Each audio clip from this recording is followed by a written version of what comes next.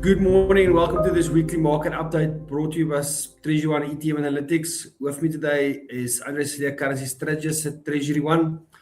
Andre, we start this week off probably where we started the last 25 weeks off, about what's happening in the war and the Middle East and Iran and escalation, de-escalation. Are we having talks? Aren't we having talks? Are we shooting missiles?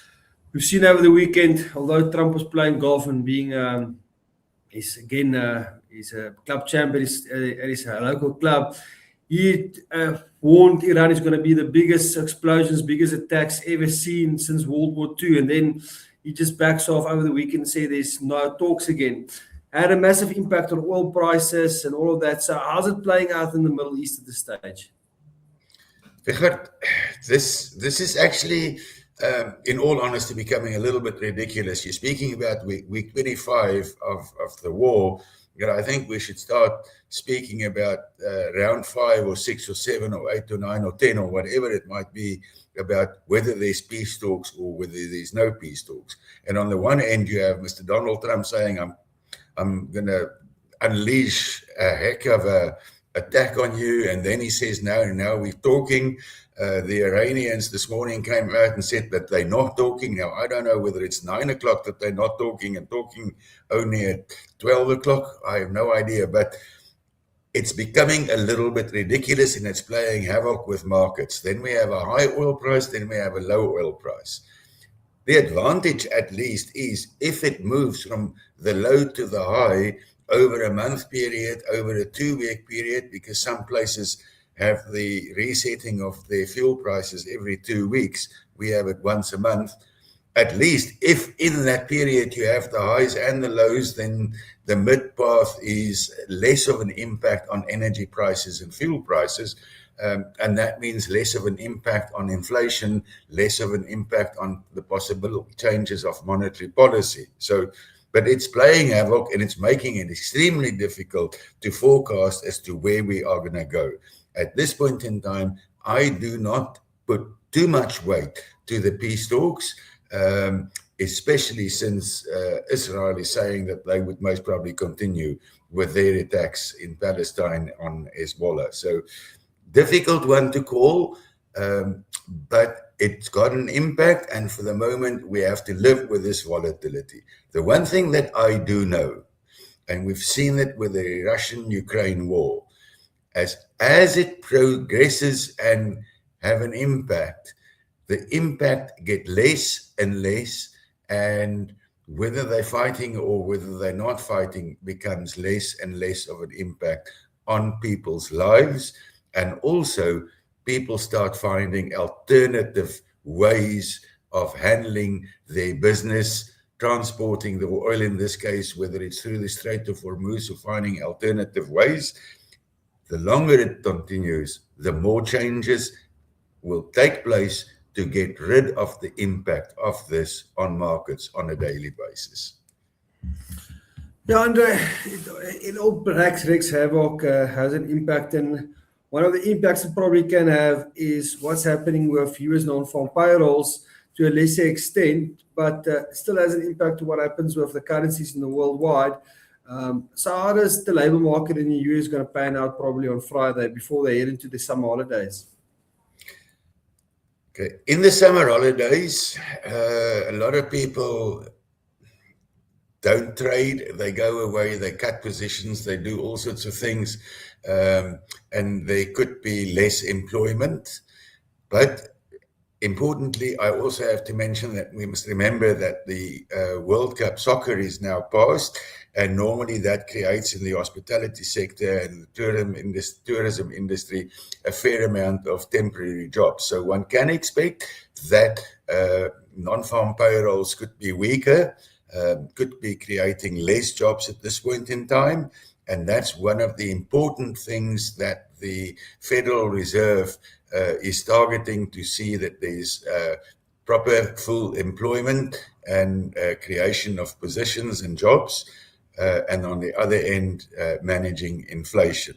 So it is expected that the jobs data could be a little bit weaker. And if we look at the graph that you have up here for us over the last couple of months, we can see how it is actually tapering down and coming down to lower levels, and that could possibly have an impact on the unemployment rate that could rise a little bit towards the 4.3% level.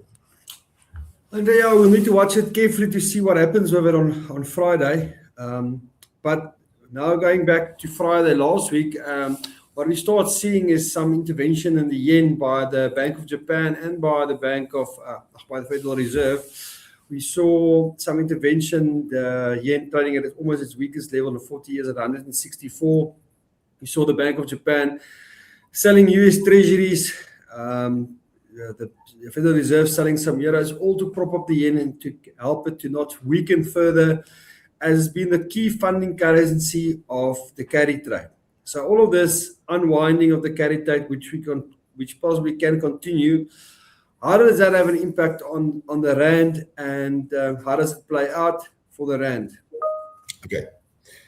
So for many, many years, the yen or Japan as such had zero interest rates. So it was possible to borrow money in Japan at virtually no interest rate at all, and then take that money, convert it into another currency, and let's use the rand here as an example, because the rand is one of the places that very, very positively was supported through this, because our interest rates was at much higher levels. So I could borrow money at a relatively zero interest rate, or 0.1 or 0.2%, and then convert that into rand and go and earn an interest rate of 7.5 or 8%, which means that I get a lot of money. At the same time, if I was a pension fund in Japan, then I also got all these monthly amounts contributing to the pension fund with already huge amounts that I'm managing. And if I were to invest that in Japan, then I would earn nothing on it and the money would not grow. So, but if I take that money and I go buy US Treasury bills or Euro bills, or invested in South Africa for that matter, then I would at least earn a fairly high interest rate. Now, that led to a very weak yen.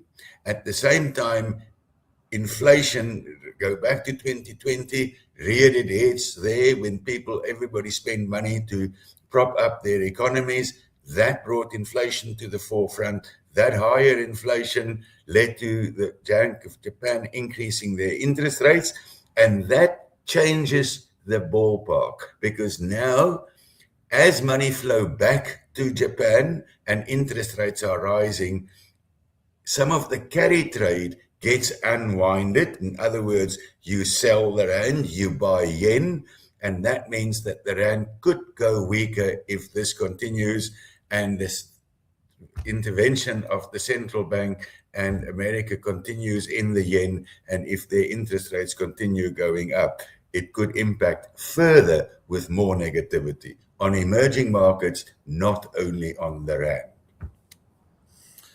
Yes, and then Andre, lastly, the negative impact that it can possibly have on the rand is we've been talking about 1625, 1675 range for a while now. We broke it briefly middle of July on the top side, but we're firmly back in that range.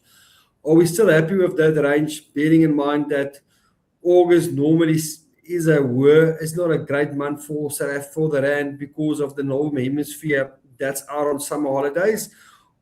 Is there towards top sides for this month, or how do you see it played out? The rand 1625, 1675. If the war escalates, could break out to 95 for a short period and then return to the 25.75 level. If the peace talks continue and turns out very positively, it could quickly break the 25 level, go a little bit lower, return. I think the carry trade is something that over a period of time will have an impact, not immediately by big amounts. But you've mentioned August. The saying is also sell in May and go away, and then you come back in October and then you buy. So May is normally a period where negativity creeps in your stock markets, and August has generally been over a period of time a negative month for South Africa. One of the reasons being it's the Northern Hemisphere December holidays, if I can term it that way, and people go away on holiday. And what do you do when you go on holiday? You unwind some of your positions so that you have lower risk levels, and you reposition yourself when you get back after your summer holidays. So there is this possibility that August could be once again a negative month for South Africa, especially taking into account wars, carry trade, and all these interesting things. And that could mean that for August, we could be in for a little bit of surprise, and we have to be very cautious of that because that could take us outside of the range for a short period. Andre, I say thank you for your time once again. For everybody out there, enjoy the week. We'll be back next week. Cheers for now. Thank you, Richard.